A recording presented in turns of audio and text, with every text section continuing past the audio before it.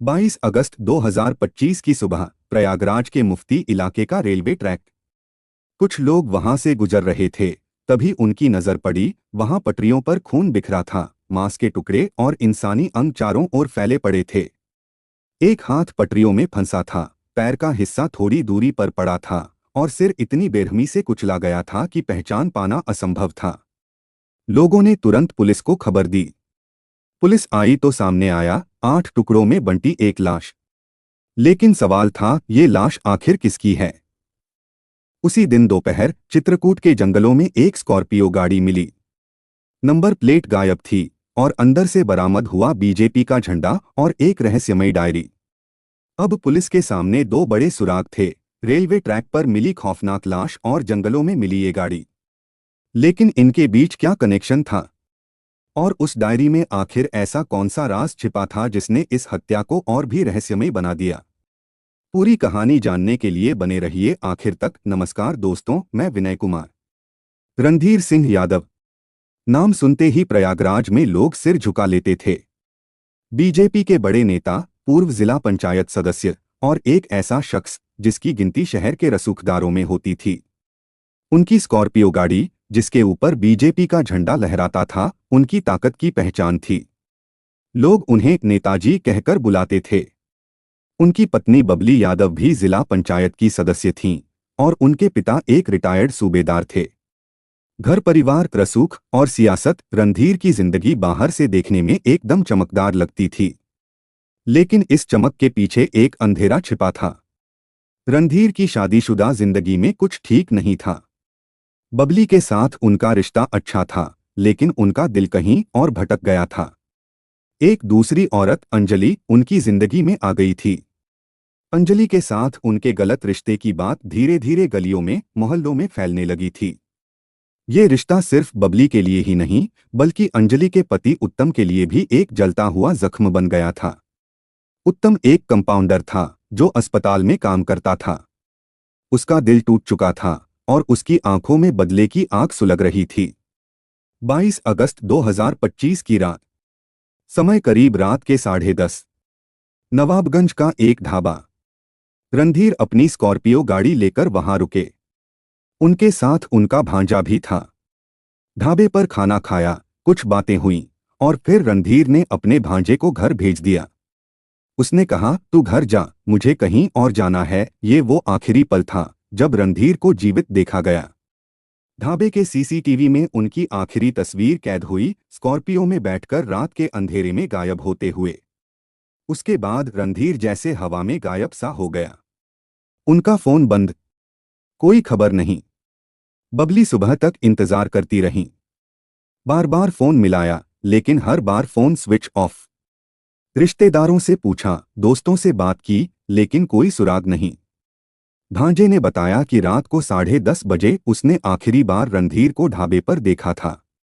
लेकिन उसके बाद वो कहाँ गए, किसी को कुछ नहीं पता। बबली का दिल बैठने लगा। उन्हें लगने लगा कि कोई अनहोनी हो गई है। 23 अगस्त की शाम। रणधीर को 24 घंटे से ज्यादा समय हो चुका था गायब हुए। इधर बबली का सब्र टूट चुका था। वो घबराई हुई, आंसुओं में डूबी, प्रयागराज के पुलिस स्टेशन पहुंची। बोली, मेरे पति रणधीर सिंह यादव बीजेपी के बड़े नेता हैं। वो 22 अगस्त की रात 10:30 बजे से गायब हैं। कुछ तो करिए, उन्हें ढूंढिए। बबली की आवाज में दर्द था, डर था। वो बार बार कह रही थीं, मेरे पति ऐसे नहीं हैं जो बिना बताए कहीं चले जाएं।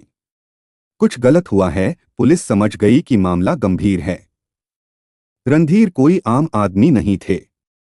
उनकी गुमशुदगी की खबर अगर फैली तो शहर में हड़कंप मच सकता था। पुलिस ने फौरन एक्शन लिया। रणधीर की आखिरी लोकेशन ट्रेस करने की कोशिश की। उनके फोन रिकॉर्ड्स खंगाले, ढाबे के सीसीटीवी फुटेज देखे, लेकिन 10:30 बजे की उस फुटेज के बाद कुछ नहीं मिला। रणधीर ऐसे गायब हो गए थे जैसे धरती निगल गई हो। इसी बीच प्रयागराज से 19 किलोमीटर दूर पूरा मुफ्ती के इलाके में एक ऐसा मंजर सामने आया जिसने सबको दहला दिया। 23 अगस्त की सुबह रेलवे ट्रैक के पास कुछ लोग गुजर रहे थे। खेतों में ट्रैक के किनारे उन्हें कुछ अजीब दिखा। मांस के लोथड़े, खून के धब्बे और कुछ टुकड़े जो इंसानी अंग जैसे लग रहे थे। ये नज़ारा इतना डरावना था कि लोग सहम गए। किसी ने हिम्मत करके पूरा मुफ्ती पुलिस चौकी को खबर दी। पुलिस जब मौके पर पहुंची तो उनके होश उड़ गए।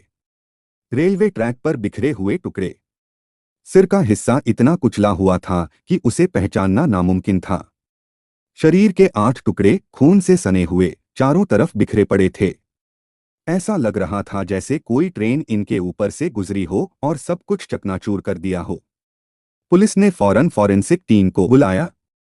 टुकड़ों को इकट्ठा किया गया, डीएनए टेस्ट के लिए भेजा गया, लेकिन कोई शिनाख्त नहीं हो सकी। न कोई पुरुष न कोई महिला, कुछ पता नहीं चला।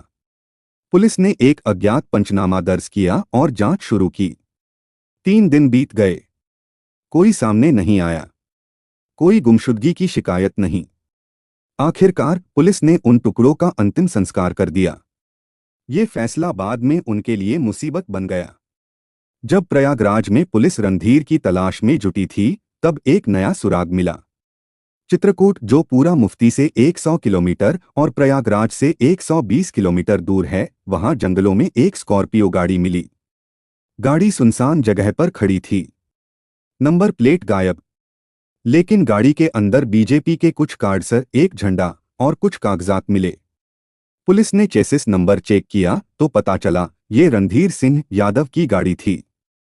पुलिस के लिए ये एक बड़ा सुराग था, लेकिन गाड़ी के आसपास कुछ और नहीं मिला। जंगल खंगाले गए, खेतों में तलाशी ली गई, लेकिन रणधीर का कोई निशान नहीं। गाड़ी को देखकर लग रहा था कि उसे जानबूझकर वहां छिपाया गया है। पुलिस को शक हुआ कि ये कोई बड़ा खेल है। पुलिस ने जब बबली से और पूछताछ की तो उन्होंने 2 नाम लिए, रवि सिंह और उत्तम।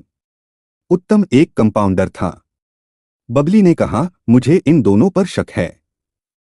मेरे पति के कुछ दुश्मन थे, हो सकता है इनका इसमें कोई हाथ हो। बबली की आवाज में गुस्सा था, दर्द था। वो जानती थीं कि रणधीर के कुछ गलत रिश्तों ने उनकी जिंदगी में आग लगा रखी थी। पुलिस ने फौरन रवि और उत्तम की तलाश शुरू की। फोन सर्विलांस से पता चला कि रवि की आखिरी लोकेशन चित्रकूट में थी, जहां गाड़ी मिली थी, और उत्तम की लोकेशन पूरा मुफ्ती के आसपास थी, जहां वो टुकड़े मिले थे। ये संयोग पुलिस को कुछ ज्यादा ही खटक रहा था। 28 अगस्त को पुलिस ने रवि और उत्तम को पकड़ लिया। कड़ाई से पूछताछ हुई, और जो कहानी सामने आई उसने सबके रोंगटे खड़े कर दिए। उत्तम ने बताया कि उसकी बीवी अंजलि का रणधीर के साथ गलत रिश्ता था। ये बात गली मोहल्ले में फैल चुकी थी। उत्तम के लिए ये एक जलता हुआ जख्म था। उसकी बीवी, जिसे वो दिल से चाहता था, किसी और की बाहों में थी। लेकिन कहानी यहीं खत्म नहीं होती। 11 जुलाई 2025 को अंजलि की अचानक मौत हो गई। उत्तम ने पुलिस को बताया कि अंजलि नशे कर ली क्योंकि रणधीर ने उससे शादी का वादा तोड़ दिया। लेकिन उत्तम ने अंजलि का पोस्टमार्टम नहीं करवाया। ये बात पुलिस को शक के घेरे में ले आई। सोशल मीडिया पर खबर फैल चुकी थी कि अंजलि की मौत के पीछे रणधीर का हाथ था। उत्तम का गुस्सा फट पड़ा। उसने ठान लिया कि वो रणधीर को इसकी सजा देगा। उत्तम और रवि ने मिलकर एक ऐसा प्लान बनाया जिसे वो परफेक्ट मर्डर समझते थे। 22 अगस्त की रात उन्होंने रणधीर को ढाबे पर बुलाया। रणधीर अपनी स्कॉर्पियो में आए। रवि पीछे बैठा, उत्तम आगे। गाड़ी सुनसान रास्ते की ओर बढ़ी। रास्ते में उत्तम ने कहा, मुझे बाथरूम जाना है, गाड़ी रोको। जैसे ही गाड़ी रुकी, रवि ने पीछे से रणधीर के सिर पर जोर से वार किया। रणधीर ने स्टीयरिंग पकड़ा, लेकिन दोनों ने मिलकर उनका गला दबा दिया। कुछ ही पल में रणधीर की सांसें थम गईं। लेकिन लाश को ठिकाने लगाना आसान नहीं था। उत्तम, जो एक कंपाउंडर था, उसे अस्पतालों में काम करने का तजुर्बा था। उसने फैसला किया कि रणधीर के शरीर को 8 टुकड़ों में काट देना है। सुनसान सड़क पर रात के अंधेरे में उन्होंने रणधीर के शरीर को टुकड़े टुकड़े कर दिया। उत्तम ने बाद में बताया कि हर टुकड़े के साथ उसे अपनी बीवी की मौत का बदला लेने का सुकून मिल रहा था। कातिलों को पता था कि लाश को ऐसे ही नहीं छोड़ा जा सकता। उन्होंने सोचा कि अगर टुकड़ों को रेलवे ट्रैक पर बिखेर दिया जाए तो ट्रेन के पहिए सब कुछ चकनाचूर कर देंगे। कोई सबूत नहीं बचेगा। पूरा मुफ्ती के रेलवे ट्रैक पर टुकड़े सजा दिए गए। सिर को खास तौर पर कुचला गया ताकि कोई शिनाख्त न हो सके। लेकिन स्कॉर्पियो गाड़ी अभी भी एक खतरा थी। अगर वो मिली तो पुलिस को शक हो सकता था। इसलिए उन्होंने गाड़ी को चित्रकूट के जंगलों में ले जाकर छिपा दिया। नंबर प्लेट हटा दी। गाड़ी को ऐसा दिखाया जैसे वो किसी हादसे का शिकार हो। कातिलों को यकीन था कि उनका प्लान फुलप्रूफ है। पुलिस के सामने एक ऐसी गुत्थी थी जिसका कोई सिरा नहीं मिल रहा था। एक तरफ रणधीर की गुमशुदगी, दूसरी तरफ पूरा मुफ्ती में मिले टुकड़े और तीसरी तरफ चित्रकूट में स्कॉर्पियो। लेकिन टेक्नोलॉजी ने पुलिस की मदद की। रणधीर के फोन रिकॉर्ड्स और व्हाट्सएप चैट से पता चला कि उनका अंजलि के साथ गहरा रिश्ता था। रवि और उत्तम की लोकेशन ने पुलिस को उनके पास पहुंचा दिया।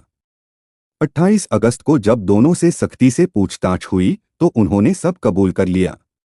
लेकिन एक सवाल अभी भी हवा में लटक रहा था, क्या उत्तम ने सिर्फ रणधीर की हत्या की या अंजलि की मौत में भी उसका हाथ था? पुलिस ने पूछा, तुमने अपनी बीवी का पोस्टमार्टम क्यों नहीं करवाया? उत्तम हड़बड़ा गया। उसके पसीने छूटने लगे। पुलिस को शक हुआ कि शायद उत्तम ने डबल मर्डर किया हो। उत्तम का कहना था कि वो अपनी बीवी से बहुत प्यार करता था, लेकिन उसकी बीवी ने उसे धोखा दिया। रणधीर ने उसका दिल तोड़ा, इसलिए उसने रणधीर को सजा दी। लेकिन अंजलि की मौत का सच क्या था? क्या वो वाकई ही थी या उत्तम ने अपनी बीवी को भी मार डाला? ये सवाल अभी भी अनसुलझा है। ये कहानी एक ऐसे अपराध की है जिसे कातिलों ने परफेक्ट समझा। उन्होंने हर सबूत मिटाने की कोशिश की, लेकिन पुलिस की मेहनत, फोन की लोकेशन और छोटे छोटे सुरागों ने इस गुत्थी को सुलझा दिया। उत्तम और रवि अब जेल में हैं। उनके खिलाफ केस चल रहा है, लेकिन अंजलि की मौत का सच अभी भी अंधेरे में है। ये कहानी हमें बताती है कि बदले की आग कितनी खतरनाक हो सकती है। ये हमें सिखाती है कि रिश्तों की उलझनें कितनी तबाही मचा सकती हैं। इस कहानी से यही सबक मिलता है कि धोखा और अवैध रिश्ते कभी किसी का भला नहीं करते। रणधीर का छल, अंजलि की बेबसी और उत्तम का गुस्सा, तीनों ने मिलकर 3 जिंदगियां तबाह कर दीं। गुस्से और बदले की जगह अगर इंसाफ पर भरोसा किया जाता तो ये अंजाम न होता। सच्चाई और वफादारी ही रिश्तों की नींव है, और गुस्से में लिया गया एक कदम इंसान को अपराधी बना देता है। इस घटना को सुनाने का मेरा मकसद किसी के दिल को ठेस पहुंचाना नहीं है, बल्कि इस कहानी के माध्यम से लोगों को जागरूक करना है। जय हिंद दोस्तों।